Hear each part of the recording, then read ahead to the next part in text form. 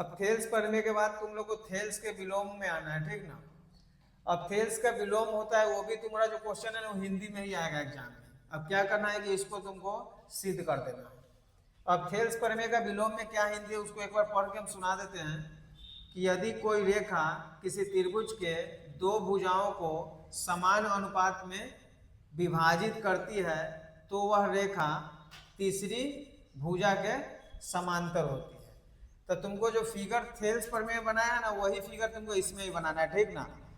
तो तुमको क्या करना है कि पहले एक जो उस समय जिस टाइप से फिगर बनाया था उस टाइप से एक त्रिभुज बना लेना है। ये त्रिभुज हो गया, इसका नाम तुमको दे देना है ए बी सी, ठीक। अब तुमको क्या करना है कि एक रेखा समांतर रेखा खींच देना है, ठीक ना। हाँ, समांतर रेखा। अब इस पे तुमको क्या करना है कि यहाँ पे हिंदी लिखना पड़ेगा। तो लिखेंगे कि हम लोग मान लिया कि ए बी सी एक त्रिभुज है, इतना तो तुम लोग लिख ही लोगे सब, ठीक ना। जिसमें रेखा, इसका नाम तो क्या देना होगा, डी ए, त्रिभुज के भुजाओं ए बी और ए सी को डी तथा ई पर, मतलब इसको ना डी पर प्रतिच्छेद कर रहा है, इसको ई पर, तो डी और ई पर इस प्रकार प्रतिच्छेद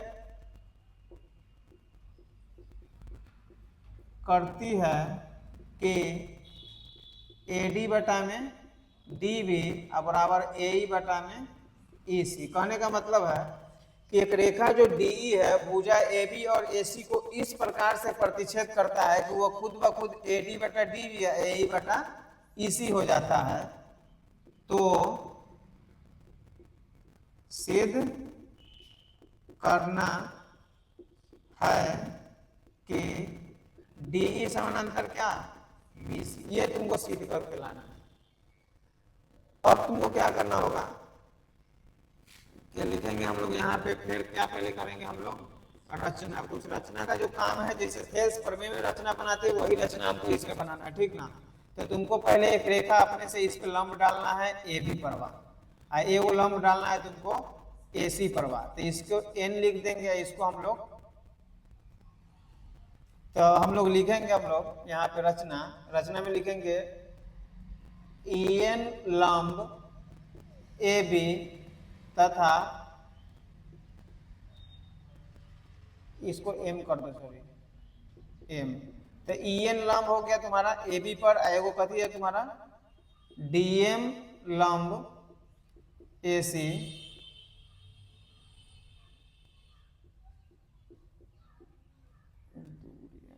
एक सेकेंड डाला, इतना तुमको लिख देना है। अब क्या करेंगे कि हमको रेखा को मिलाना है, इसको ऐसे मिला देना है, इसको ऐसे। तो लिखेंगे हम लोग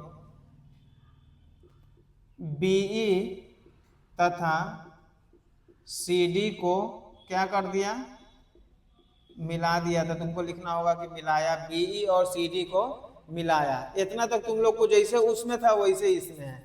अब जो परमाणु उसमें बना है वही परमाणु इसमें ही बनाएंगे। तो लिखेंगे यहाँ पे हम लोग क्या, परमाणु। अब परमाणु में लिखेंगे कि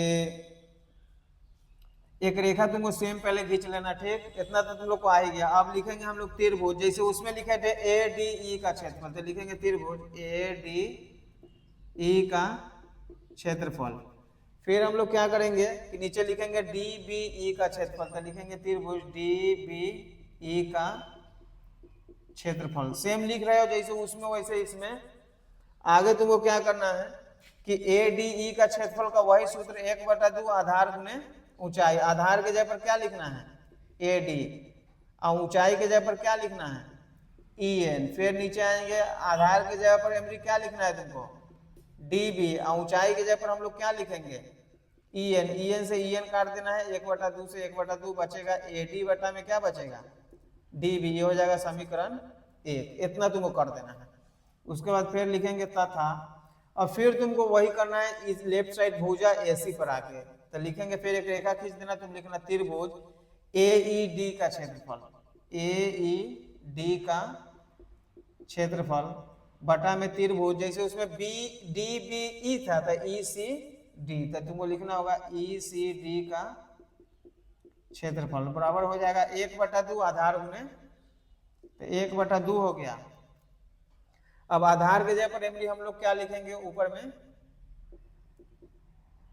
ए, ऊंचाई के जगह पर क्या लिखेंगे हम लोग, ये ऊंचाई ना ऐसे वाला आएगा, इसे डीएम हो गया, तो तुमको यहाँ लिखना होगा डीएम। फिर 1/2 आधार के जगह पर एमली ये वाला लिखना है तुमको, तो ई सी, ऊंचाई के जगह पर ना फिर हम लोग लिखेंगे वही डीएम। अब डीएम से डीएम काट दो, ये से इसको काट दो, तो बचेगा तुमको ए ही बटा में क्या, ई सी, यही हो जाएगा समीकरण 2।